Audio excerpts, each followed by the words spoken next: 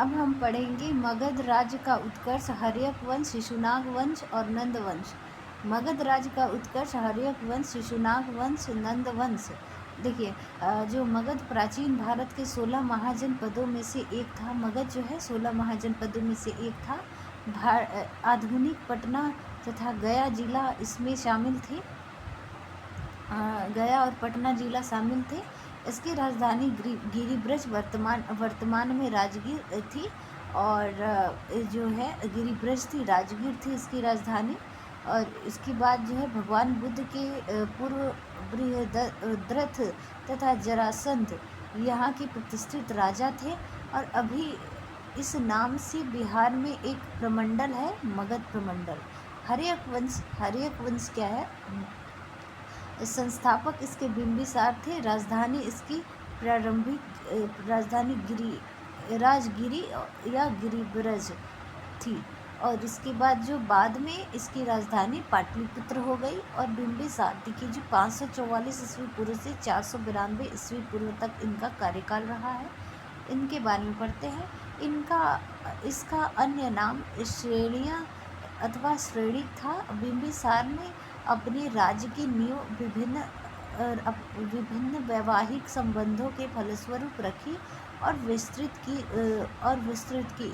उसने कुछ 3 राजवंशों में वैवाहिक संबंध स्थापित किए।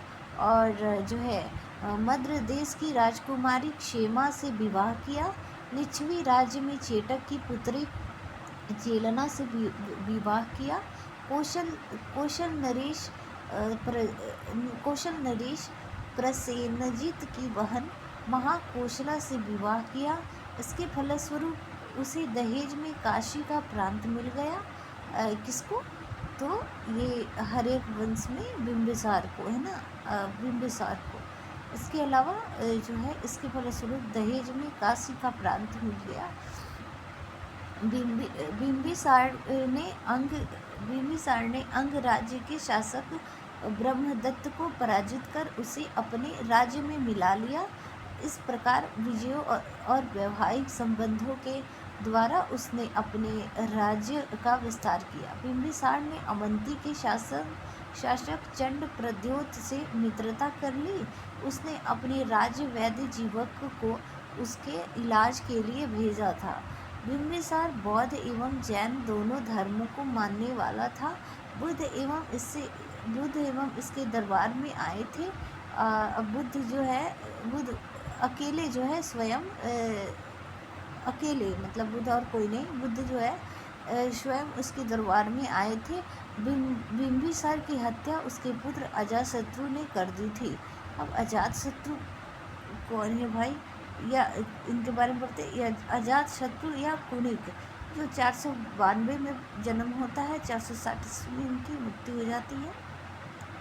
अजातशत्रु कौशल नरेश प्रसेनजित से युद्ध हुआ और प्रसेनजित की पराजय हुई, परंतु बाद में दोनों में समझौता हो गया और प्रसेनजित ने अपनी पुत्री वाजिरा का विवाह अजातशत्रु के साथ करा दिया। अजातशत्रु लिच्छवी से भी युद्ध हुआ। अजातशत्रु का लिच्छवियों से भी युद्ध हुआ। अपने कूटनीतिज्ञ मंत्र वत्सकार की सहायता से उसने लिच्छवियों पर विजय प्राप्त की, और इस तरह काशी और वैशाली दोनों मगध राज्य के अंग बन गए।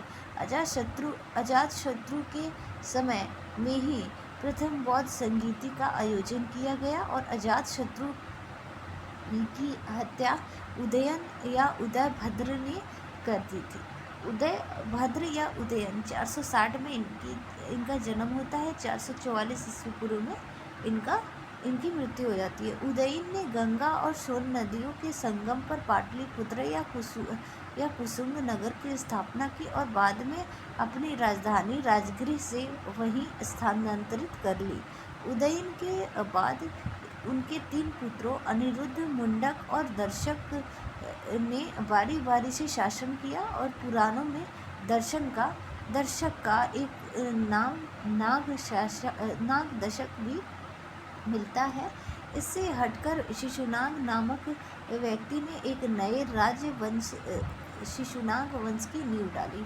शिशुनाग वंश संस्थापक शिशुनाग 412 ईस्वी में जन्म लेता है और 384 ईस्वी पूर्व में इनकी मृत्यु हो जाती है।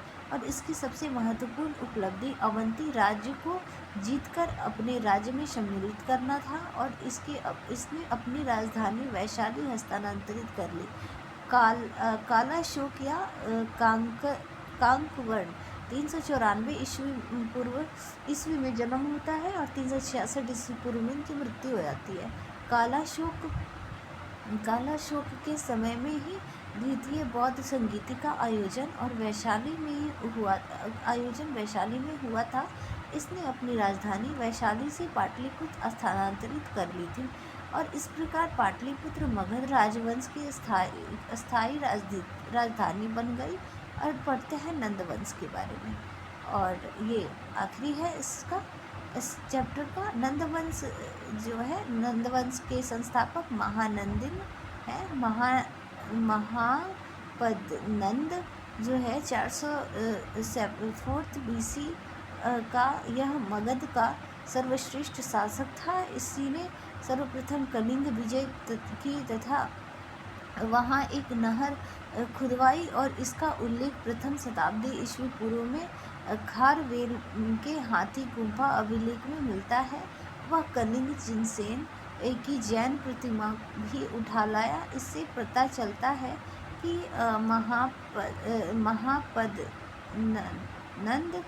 महापद्मनंद जैन धर्म का अनुयायी था और पुराणों में इसे एक राट और एक क्षत्र शासक कहा गया है।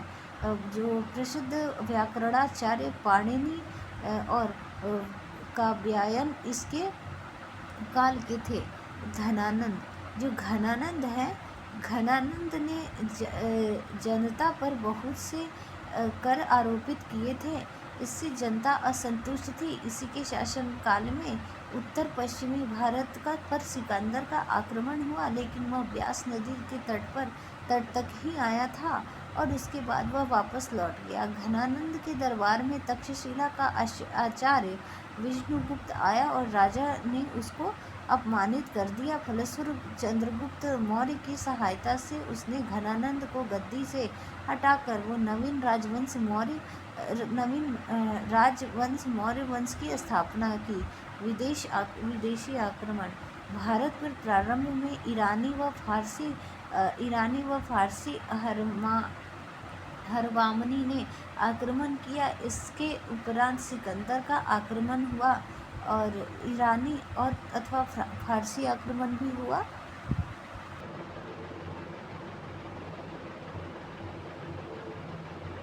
इसको हम नेक्स्ट चैप्टर में पढ़ेंगे।